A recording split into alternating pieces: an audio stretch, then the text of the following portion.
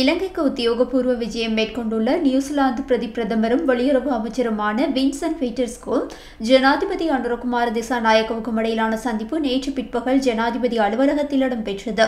கடந்த ஜனாதிபதி தேர்தலிலும் பொது தேர்தலிலும் பெற்ற குறிப்பிடத்தக்க வெற்றிகளுக்காக ஜனாதிபதி அனுரகுமார திசாநாயக்க மற்றும் புதிய அரசாங்கத்திற்கு நியூசிலாந்து அரசாங்கம் மற்றும் மக்களின் வாழ்த்துக்களை தெரிவித்த பிரதமர் இரு நாடுகளுக்கும் இடையிலான நீண்டகால நட்புறவை வலுப்படுத்துவதே தனது அரசாங்கத்தின் நோக்கம் எனவும் தெரிவித்துள்ளார்.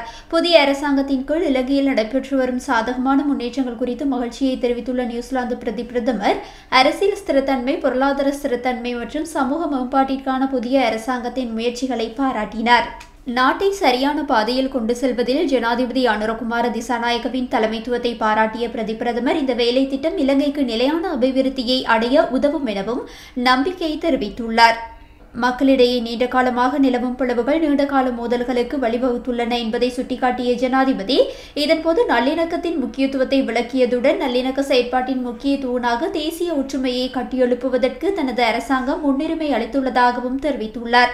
விவசாயம், கல்வி மற்றும் சுற்றுலா ஆகிய துறைகள் மூலம் இரு நாடுகளுக்கும் இடையிலான இருதரப்பு ஒத்துழைப்பினை அதிகரிப்பது குறித்து இங்கு விரிவாக கலந்துரையாடப்பட்டுள்ளதுடன் இரு நாடுகளுக்கும் பரஸ்பர ஆர்வமுள்ள இந்த துறைகளின் முன்னேற்றத்திற்காக நெருக்கமாக செயற்படவும் இணக்கம் தெரிவித்தார். செய்திகளை உடனுக்குடன் தெரிந்து கொள்ள உடனே சப்ஸ்கிரைப் பண்ணுங்க.